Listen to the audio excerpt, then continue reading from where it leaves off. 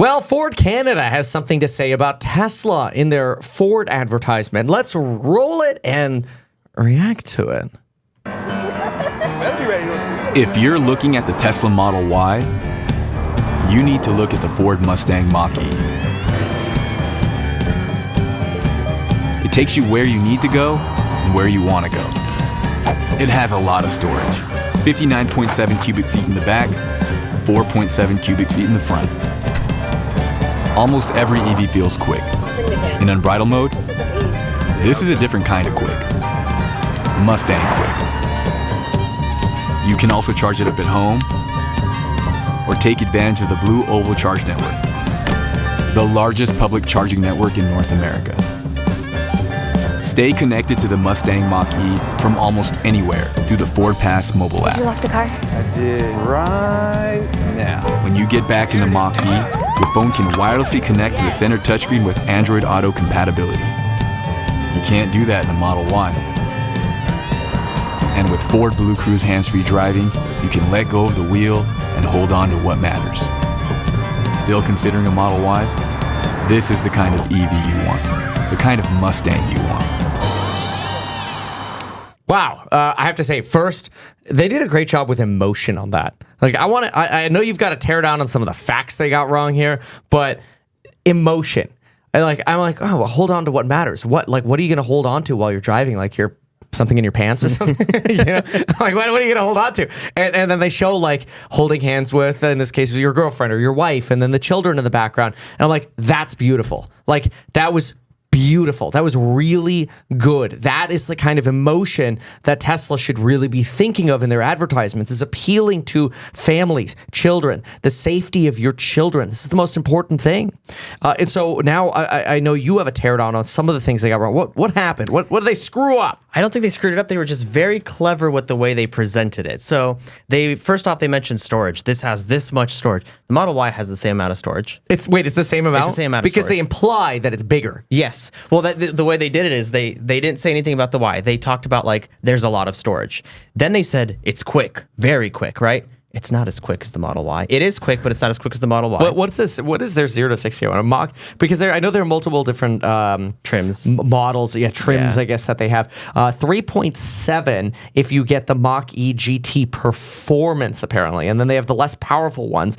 Like, well, I think one that's a 6.1. I mean, they've got so many of them. They've got a 4.8 version. So it sounds like you could basically be all across the map, which is basically the same thing that you can have with a Tesla Y. So how interesting. The most expensive Tesla Model Y with just the straight purchase price is $52,490, 3.5 seconds, 0 to 60. The most expensive Mach-E that you can get is about $7,500 more expensive at 0.3 seconds slower. But wait a minute, the Mach-E doesn't qualify for the $7,500 tax credit all of the Tesla Model Ys do qualify for. So that actually makes the vehicle, the Ford, about $15,000 more expensive to have 0.3 seconds less. So in their commercial, they're like, oh yeah, we're fast.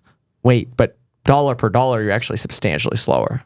And I found out that Tesla storage is actually more by about 15% more cargo capacity. So they said there's a lot of storage. It's very quick. Like, none of these are lies. They said you can charge it at home, which, right, you can charge the Y2. The thing that gets you is then they go, they mentioned there's a mobile app. Obviously, Tesla has a mobile app first. I think they kind of started that with the EV trend. Then they said, and you can connect with Android Auto. The Tesla Model Y can't do that, which is true. Right? Tesla has the best software in the game, so you don't need their own software. Yeah, you don't need Android Auto. But because they listed a bunch of things, and then the very last one they go, the Tesla can't do that. The implication is that Tesla can't do any of the things we just mentioned, but that's not what they said. That's interesting. So they're somewhat implying that it has smaller storage, which it doesn't. It's actually 15% bigger. It's slower, which it isn't. It's faster and cheaper and gets the tax credit, which of course they left that out. Of course it can charge at home. Of course it doesn't connect with Android Auto because it connects with Bluetooth through Tesla's own proprietary system, which is fantastic. And then the last thing that they had in there, the mobile app. What's that the last thing? Oh no, the largest charging network. The largest. So I looked into that too. The largest charger, because I was like, what is this Blue Oval? Does Ford have their own superchargers?